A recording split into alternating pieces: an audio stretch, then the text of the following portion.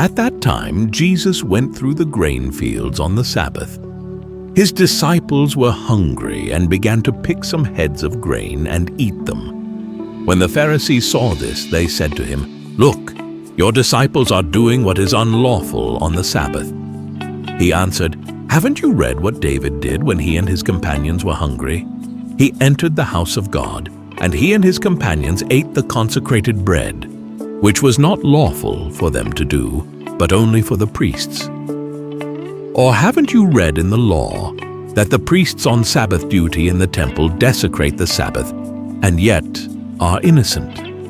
I tell you that something greater than the temple is here. If you had known what these words mean, 'I desire mercy, not sacrifice,' you would not have condemned the innocent.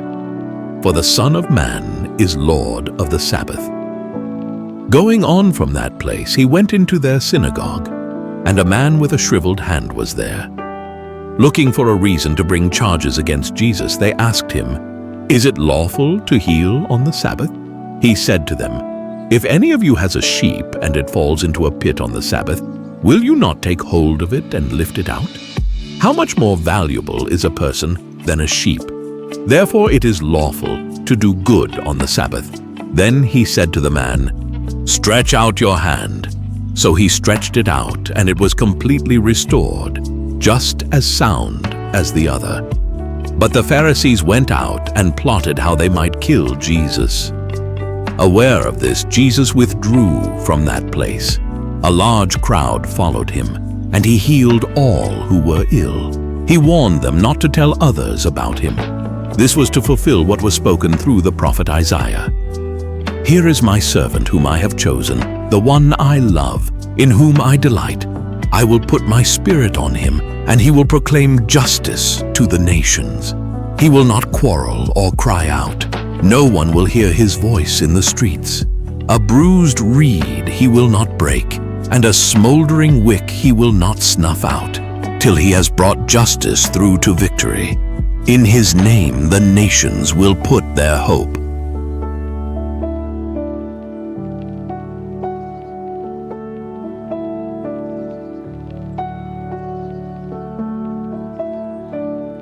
Then they brought him a demon-possessed man who was blind and mute, and Jesus healed him, so that he could both talk and see. All the people were astonished and said, "Could this be the son of David?" But when the Pharisees heard this, they said, "It is only by Beelzebul, the prince of demons, that this fellow drives out demons."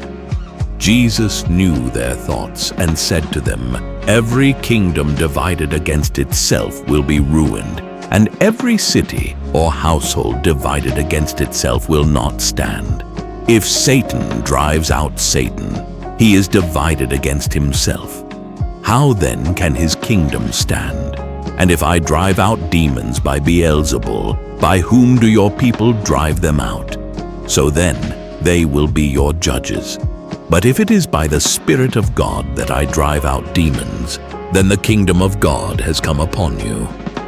Or again, how can anyone enter a strong man's house and carry off his possessions unless he first ties up the strong man? Then he can plunder his house. Whoever is not with me is against me, and whoever does not gather with me scatters. And so I tell you, every kind of sin and slander can be forgiven, but blasphemy against the Spirit will not be forgiven. Anyone who speaks a word against the Son of Man will be forgiven, but anyone who speaks against the Holy Spirit will not be forgiven, either in this age or in the age to come. Make a tree good, and its fruit will be good, or make a tree bad, and its fruit will be bad. For a tree is recognized by its fruit. You brood of vipers, how can you who are evil say anything good? For the mouth speaks what the heart is full of. A good man brings good things out of the good stored up in him, and an evil man brings evil things out of the evil stored up in him. But I tell you that everyone will have to give account on the day of judgment for every empty word they have spoken. For by your words you will be acquitted, and by your words you will be condemned." Then some of the Pharisees and teachers of the law said to him, "Teacher, we want to see a sign from you." He answered, "A wicked and adulterous generation asks for a sign, but none will be given it except the sign of the prophet Jonah. For as Jonah was 3 days and 3 nights in the belly of a huge fish, so the Son of Man will be 3 days and 3 nights in the heart of the earth. The men of Nineveh will stand up at the judgment with this generation and condemn it, for they repented at the preaching of Jonah, and now something greater than Jonah is here. The queen of the south will rise at the judgment with this generation and condemn it.